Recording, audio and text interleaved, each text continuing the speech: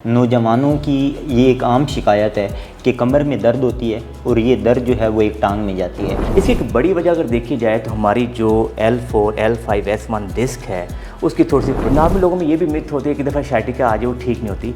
ये दिन मेरे को 99% जो पेशेंट लेटा है 1 से 2 मिनट के बाद जब उल्टा लेटा है उसके दर्द में कमी आई है, तो इसका मतलब ये है कि ये रिलैक्स होके इसके बाद हम कहते हैं कि आपने दोनों हाथ आगे लेके जाने हैं और यहाँ से आपकी दर्द जो है वो मुकम्मल तौर पे ख़त्म हो गई, टांग में से कमर तक आ रही है। तो इसका मतलब बहुत से इस पोजीशन में आके आपने दोनों लेग्स को वाइड करना है, इक्वल वेट डिस्ट्रीब्यूशन जैसे समझिए, और आपकी वेस्ट लेवल और अपनी जो टांगे हैं उसको बिल्कुल ढीला छोड़ देते हो, ऐसे लूज छोड़ देते हो।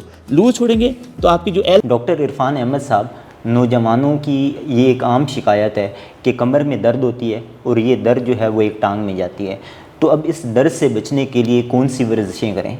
शिमत देखिए, जो एक टांग में दर्द जाती है उसके लिए कॉमनली जो दुनिया में वर्ड है वो शाइटिका बोला जाता है और इतना कॉमन वर्ड है कि ऑलमोस्ट हर एक को पता है। इसकी एक बड़ी वजह अगर देखी जाए तो हमारी जो L4, L5, S1 डिस्क है उसकी थोड़ी सी प्रोट्रूजन होती है और वो नर्व पर दबाव डालती है। इसके लिए बहुत ही सिंपल और आसान वर्जिशें। नॉर्मल लोगों में ये भी मिथ होती है कि दफ़ा शाइटिका आ जाए वो ठीक नहीं होती। ये दिन मेरे को 99% जो पेशेंट होते हैं शाइटिका के वो वर्जिशों से और फिजियोथेरेपी से ठीक हो जाते हैं। इसके लिए जो अप्रोच हम मेडिकल में यूज़ करते हैं उसको कहते हैं मैकेंजी अप्रोच।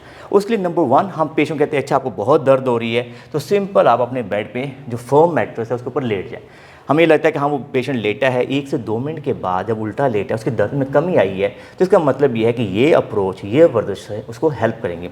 जब एक दफ़ा वो लेट गया रिलैक्स होके, इसके बाद हम कहते हैं कि आपने दोनों हाथ आगे लेके जाने हैं और यहाँ से आपने सर उठाना है थोड़ा सा और कंधे थोड़े से उठाने हैं। और जब ये उठाएँ और आपको ये फील हो कि जो टांग में से दर्द थी वो आहिस्ता आहिस्ता कमर की तरफ आ रही है, फिर हम कहते हैं नीचे ले जाओ। फिर हम कहते हैं फिर दोबारा उठाओ, थोड़ा सा और ऊपर उठो। उसे लगता है हाँ इतना भी उठ सकता हूँ और मेरी दर्द बढ़ नहीं रही, दर्द में कमी आ रही है, तो इसका मतलब ये कि ये भी उसके लिए हेल्पफुल है। फिर कहते हैं नीचे चले जाओ, फिर इसमें और फ़ायदा होगा, हम कहते हैं और ऊपर उठो।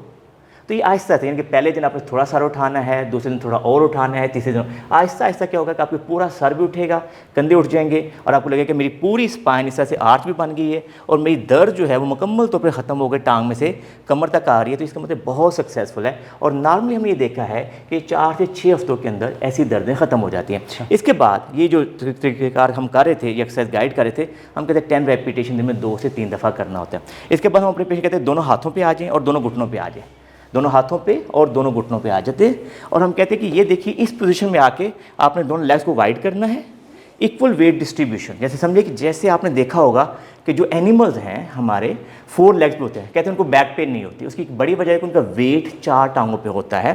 तो हम अपने पेशेंट कहते हैं कि आपने इस पोजीशन के अंदर देखना कि हाथ बिल्कुल कंधे के नीचे आए, हाथ बिल्कुल कंधे के नीचे आए, कमर बिल्कुल सीधी हो, जैसे इस तरह से रॉड की तरफ बैलेंस हो जाए। अब उसमें आप रहें 1 मिनट, 2 मिनट, 3 मिनट, आपको लगे हाँ मेरी कोई दर्द नहीं हो रही, तो इसके अंदर ही हम कहते हैं कि अपने एक हाथ साधने को लेके जाओ फिर, ताकि और अच्छा बैलेंस इंप्रूव करें। ठीक है, फिर वापस लाएं, फिर दूसरा हाथ आगे को लेके जाएं, 15 से 20 दफ़ा इसको दोहराएं।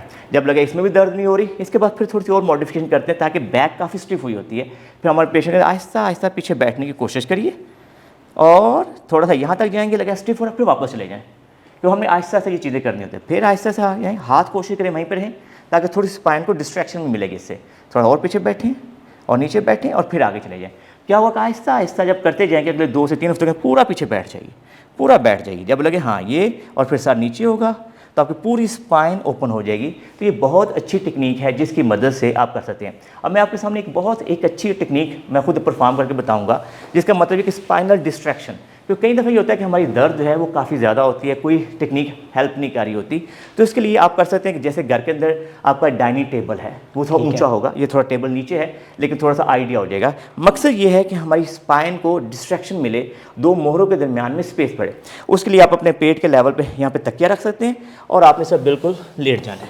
आप यहाँ लेटते हो ऐसे और आपकी वेस्ट लेवल और अपनी जो टांगे हैं उसको बिल्कुल ढीला छोड़ देते हो, ऐसे लूज छोड़ देते हो। लूज छोड़ेंगे तो आपकी जो L4, L5 है, S1 है, इसके दरमियान में थोड़ी सी डिस्ट्रैक्शन होगी और आप 10 सेकेंड, 20 सेकेंड, 30 सेकेंड का होल्ड करें, फिर आराम से उठ के वॉक करें।